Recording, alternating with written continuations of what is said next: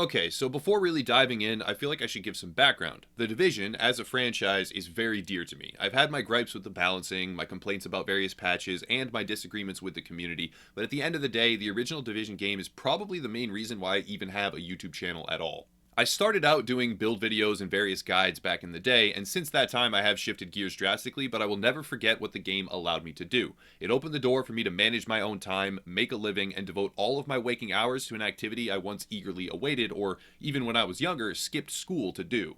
That being said, The Division 2 isn't the game that I fell in love with. I don't mean this as an insult. I'm not going to use a personal divergence in preference to then penalize the game's rating in my review, but for the sake of true honesty, the game is no longer what I once knew and loved. In some ways, it's better, but in others, it's worse to such an extreme extent I have already lost all motivation to play. I'm going to break this review apart and compose it within two different segments, PvE and PvP. The reason for this is because while the two sections certainly tie into one another, they have been intentionally separated to a greater degree than the first installation. And also, within the community, there is a massive divide both in attitude and atmosphere. To begin, I will cover PvE, or player versus environment. I didn't really perceive the game to have a strong story, but then again, strong is subjective, and I truthfully never really care about narrative or story in looter shooter games. To me, gameplay rules all, period. But for the sake of a holistic review, the story has a competent arc with a beginning, middle, and end, which lets players evolve through a series of missions across post-apocalyptic Washington, D.C.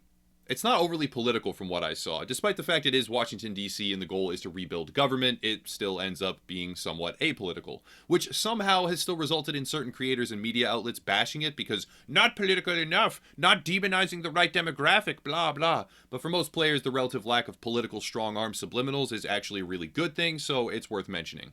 The first few things that become readily apparent are the mission design and the world construction. The missions are actually unique. To some, yes, it's pew pew, shoot guns all the time, kill stuff over and over, but the environments, objectives, and layout of pretty much every single mission creates a unique experience. Not only are the missions visually pleasing, they are also lengthy. There are a few things in gaming I consider to be a cardinal sin, the paramount among these being laziness. Reusing assets in a blatant way, stretching content under the assumption that gamers are drooling morons who won't be able to tell you manufactured a fucking time gate and stuck it in the campaign to increase the length. Cough, Anthem, cough, cough, cough.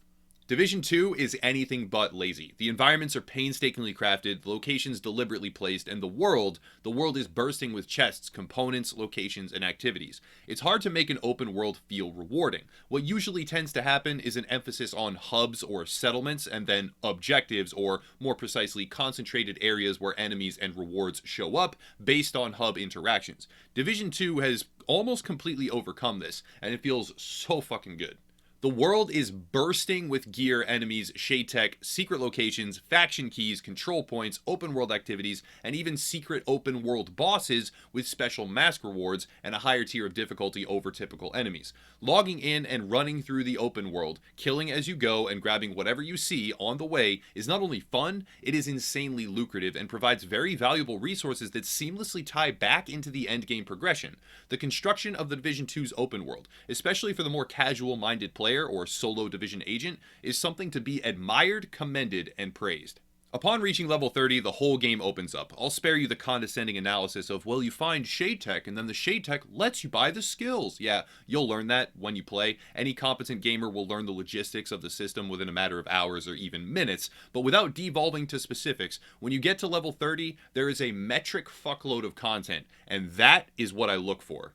Games nowadays are usually anemic. Their endgame often doesn't exist at all, and more insultingly, they come with some grab-ass roadmap as an attempt to pacify the player base. Division 2 has a PvE endgame, and not just an endgame, a robust selection of different activities with competent rewards and scalable difficulty that allows for solo or group play that feels equally playable and valuable across the board. It's not perfect. As you advance through a post-30 progression system called World Tiers, there is a required gear score that is necessary before advancing to the next level, and it's hard locked. That's super annoying, but it's a small grievance.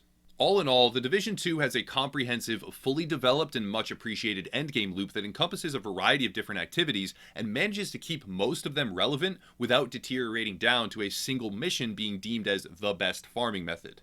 Now it's time to address a previous concern that I had, since I have in fact been following and covering this game for quite some time. During the beta stages, it became readily apparent that the enemy difficulty scaling was botched. And when I say botched, I'm being nice. It was fucking delusionally terrible, and as a result, I covered the topic, called it trash, and said it was broken. Well, it's fixed. I have now played through a variety of different activities from level 1 all the way through World Tier 5 with a party ranging from solo to 4 players, and at no point did I feel that the content scalable difficulty was destroying my experience.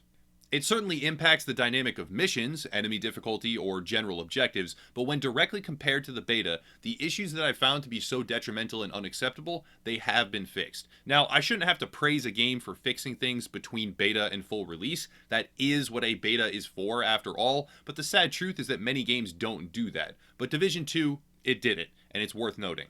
When you consider the genre, a looter shooter, or generally any grind-based game, has a shorter campaign and then an endgame loop. Oftentimes the campaign is a one-off, then thrown away, and the endgame loop is comprised of artificially constructed activities which are meant to basically subject the player base to a perpetual carrot-on-the-stick scenario. Well, Division 2 does not utilize this standard method. The main reason that the Division 2 has managed to break that mold of unfinished releases can be attributed to its decision to repurpose all existing campaign content into new endgame material.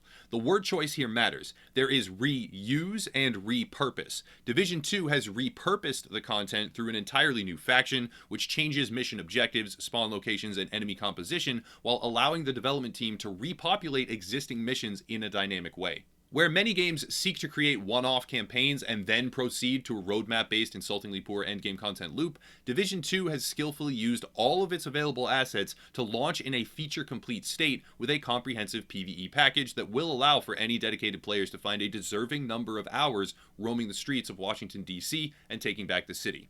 Now let's talk about loot. Why are you taking back the city? Why are you clearing away these enemy factions? What's the reason behind it all? Well, the most obvious reason is the loot. The rewards in Division 2 are, for the most part, pretty fantastic. The gear has been reworked, and again, this isn't a guide, so I won't digress into specifics, but the loot is now very complex, with a great many talents, traits, and roles which impact both gameplay style and player strength.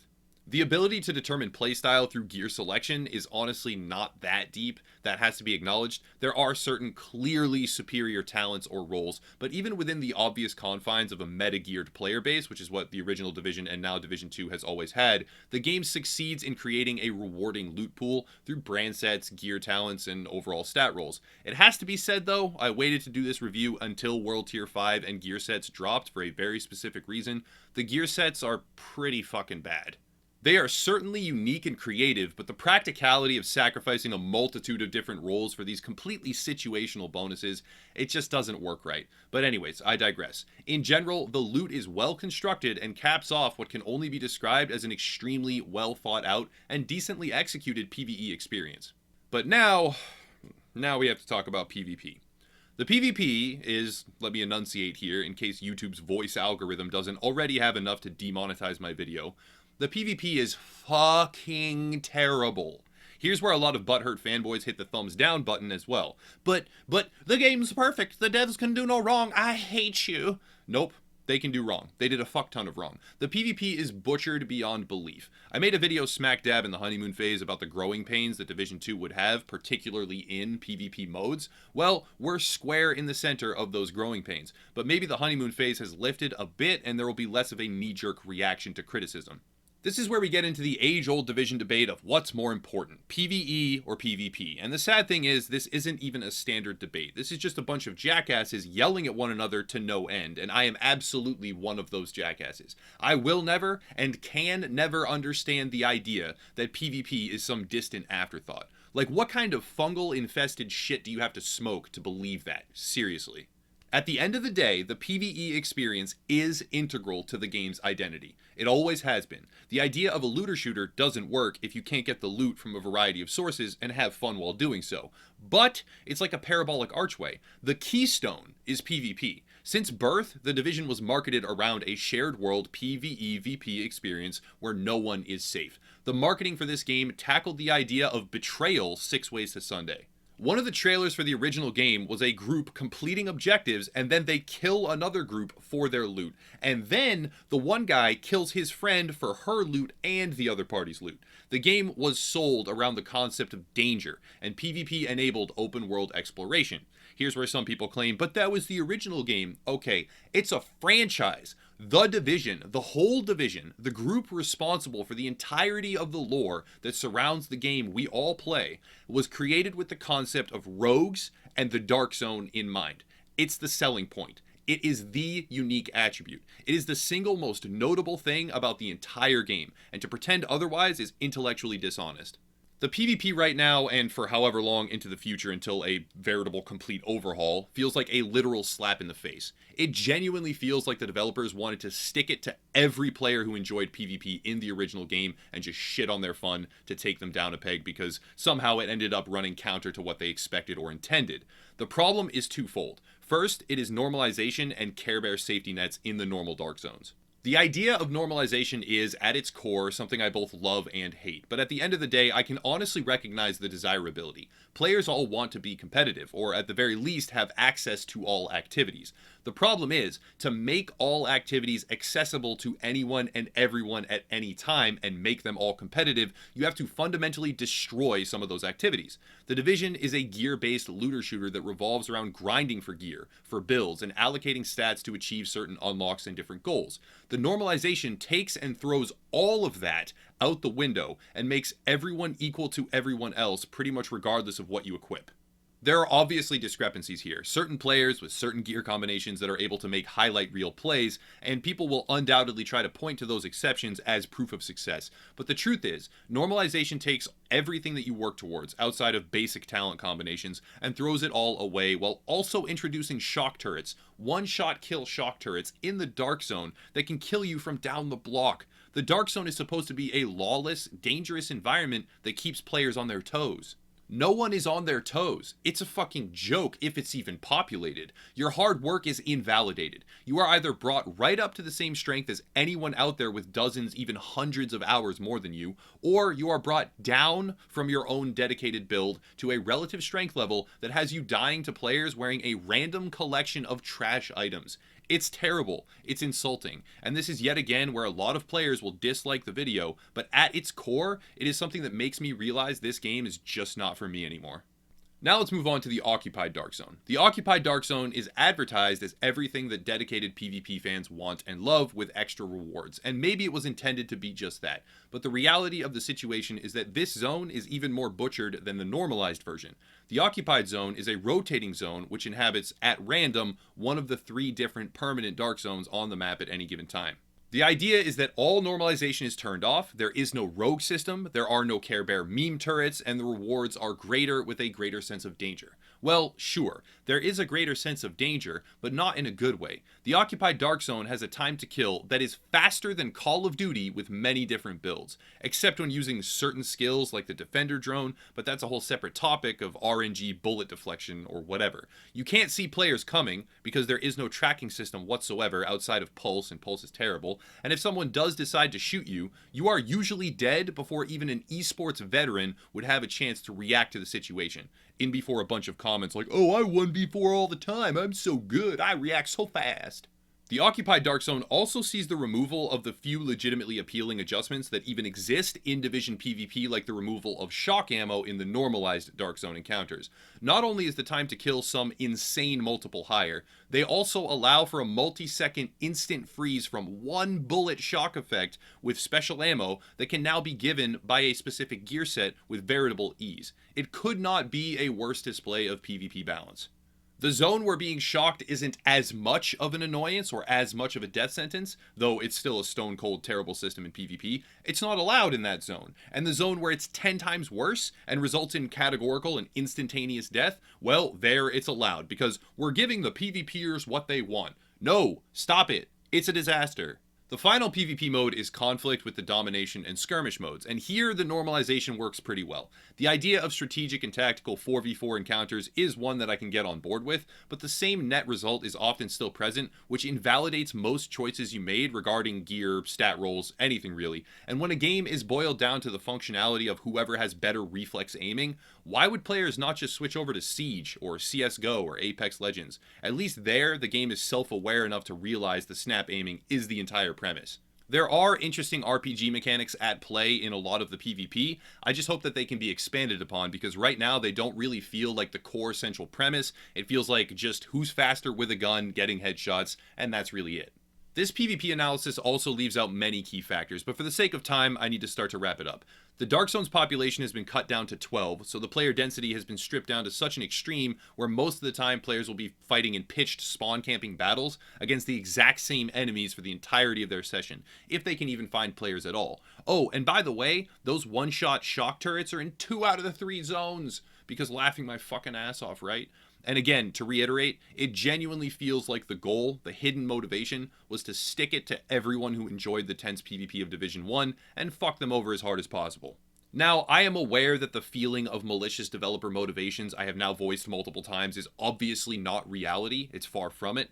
The reality is that the developers devoted a much larger section of the resources to the PvE experience, and it shows. The PvE is fantastic, it is well crafted, it's thorough, and it's deliberate. But when you think of the game as an archway or a puzzle, that keystone piece, the piece that does not become predictable, that can never truly be anticipated, that's players, that's PvP.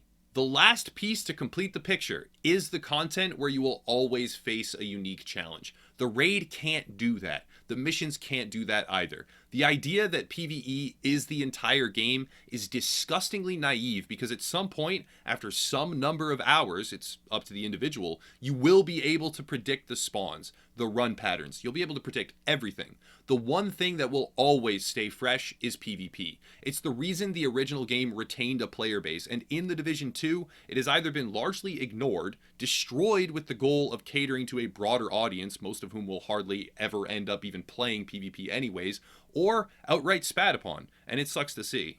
In the end, I would rate Division 2 as about an 8 out of 10. If you are a very PvP-minded player, it's probably a 7, maybe even lower, and if you don't care about PvP at all, it's over an 8, honestly, potentially a 9. There are some texture problems, and I didn't even get into that issue because the video is too long already, but on a support forum, an Ubisoft employee told players who were complaining about the texture issues to go buy an SSD, which is a goddamn travesty, and fuck whoever said that or thinks that, by the way. The game is a $60 product. Don't you ever tell your consumers to go buy twice the price of the initial game in hardware just so that it will run properly, because we did a shit job and it doesn't run smoothly like it normally should. So again, fuck you at Ubisoft, whoever you are, that thought it was acceptable to say that in a support ticket.